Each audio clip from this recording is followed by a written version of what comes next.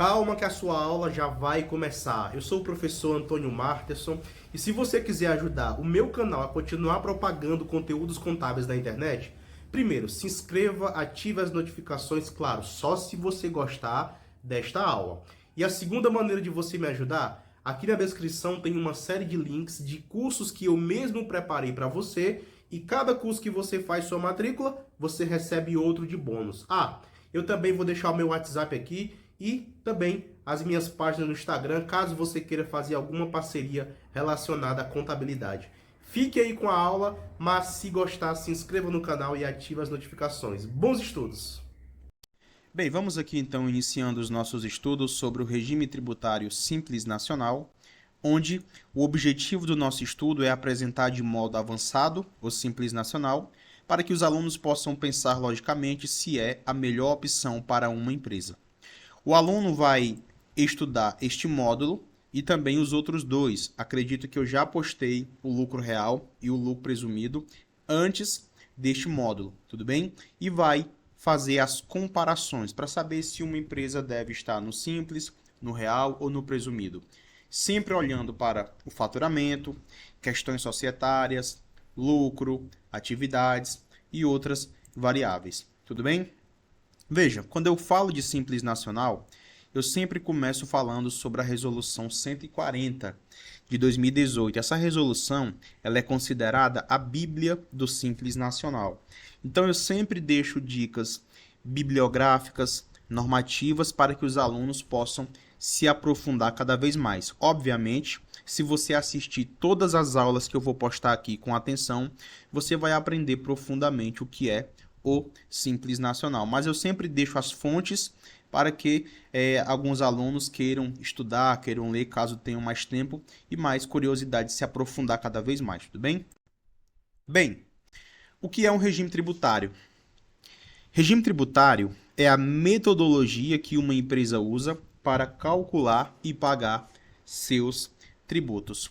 Já falei de lucro real, já falei de lucro presumido, que são outros dois regimes tributários. Então, quando uma empresa ela vai pagar os seus tributos, quando uma empresa existe, na verdade, ela sabe que ela tem que pagar tributos. E ela tem que escolher um dos três. Ela tem que escolher ou simples, ou real, ou presumido. Lembrando que algumas pessoas falam também do lucro arbitrado, só que o arbitrado ele não é uma opção.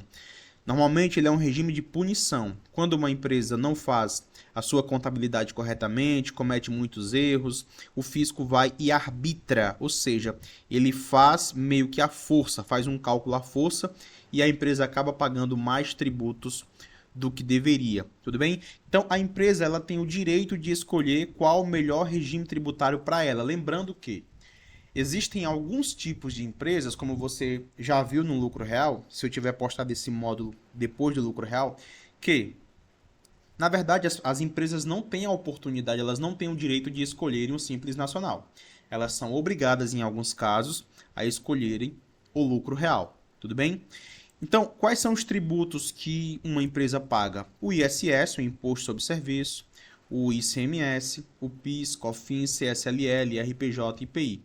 Lembrando que as empresas não necessariamente vão pagar todos os tributos, tá certo? Existem empresas que pagam só o ICMS, outras pagam só o ICMS, outras pagam o IPI. Agora, praticamente todas as empresas pagam esses tributos aqui que eu vou deixar marcado, tá? Praticamente elas não têm a opção de não pagarem. Normalmente as empresas de serviços, né, lá da lista anexa do 116, a lei 116, pagam o ISS, empresas que prestam serviço de telecomunicação, energia elétrica e alguns outros serviços como circulação de mercadorias, transportes de pessoas e cargas, pagam o ICMS. Ou seja, tem empresas que não vão pagar os dois, tá certo? Vai depender muito. Tem empresas que vão pagar o IPI e que vão pagar também o ISS, dependendo da situação. Outras vão pagar o IPI e o ICMS. Raramente, né, mas tem empresas que pagam todos, tá certo? Mas normalmente é ISS ou ICMS. Então, existem 3 regimes tributários no Brasil que as empresas podem escolher, desde que não sejam obrigadas ao lucro real, que é o Simples Nacional, o lucro real e o lucro presumido. Então, vamos lá. Dando continuidade, acabei duplicando aqui. No regime tributário lucro presumido e no regime tributário lucro real, como normalmente são empresas maiores, elas irão calcular cada tributo separadamente e pagar cada um deles em guias diferentes. Então, no lucro real, tá?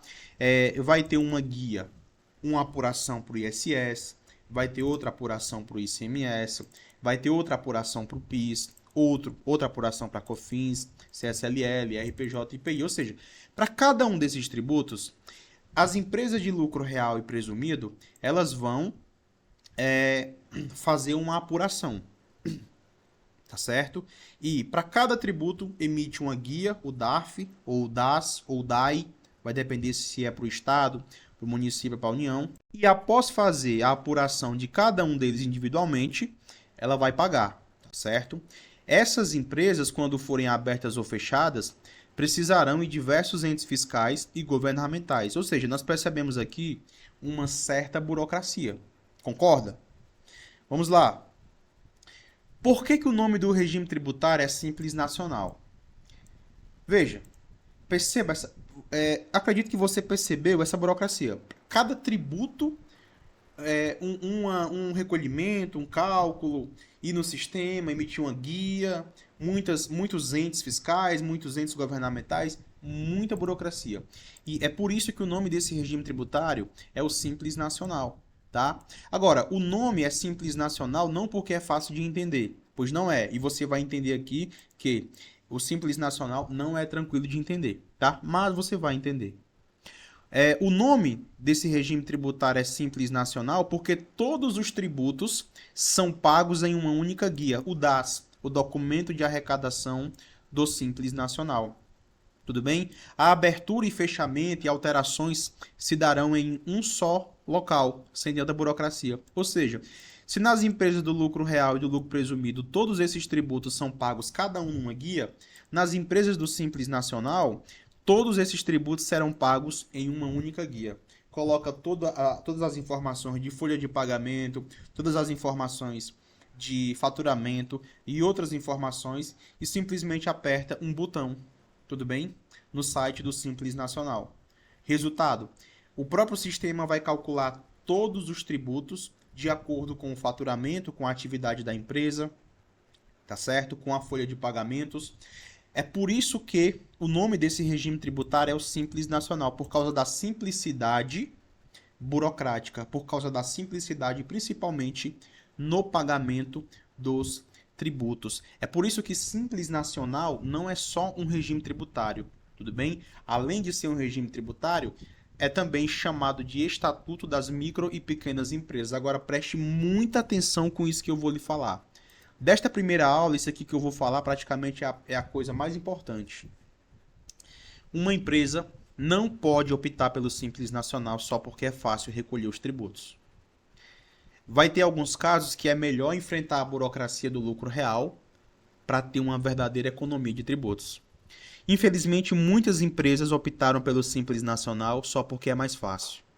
Resultado: elas acabam quebrando a cara, jogando dinheiro no lixo e muitas vezes até quebrando, porque tributação errada normalmente é sinônimo de falência. Tudo bem? Aqui no artigo 179 da Constituição Federal, vai dizer assim, ó: a União, os estados, o DF e os municípios dispensarão as micro e as pequenas empresas, as microempresas e as empresas de pequeno porte, assim definidas em lei complementar, lei 123, tratamento jurídico diferenciado. Perceba que a Constituição Federal, ela está dizendo que os entes, tá, precisam oferecer tratamento jurídico diferenciado. Ou seja, Simples Nacional não é algo optativo. A prefeitura não deixou a minha empresa ir para o Simples. O Estado não deixou a minha empresa ir para o Simples. A União não deixou a minha empresa ir para o Simples. Eles não têm o que deixar. A Constituição Federal obriga que as empresas tenham esse direito e nenhum ente, Estado, União, DF, município, possa impedir, desde que não tenha nenhum impedimento legal verdadeiro que impeça a empresa de ir para o Simples Nacional. Qual o objetivo? Visando a incentivá-las pela simplificação de suas obrigações administrativas, tributárias, previdenciárias e creditícias, ou pela eliminação ou redução destas por meio de lei. Então, a Constituição Federal, tá? Ela disse que todos esses entes precisam incentivar as empresas a irem para um regime diferenciado que acabasse com toda essa burocracia, tá certo? Depois veio a lei complementar e disse que regime era esse. Tudo bem? Antes do Simples Nacional, nós tínhamos uma legislação, né?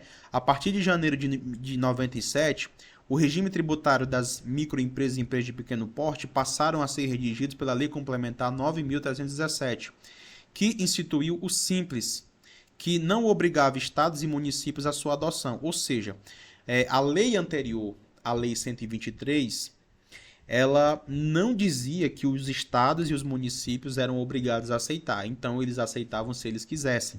Tudo bem? Normalmente, os estados e municípios mais pobres acabavam não aceitando.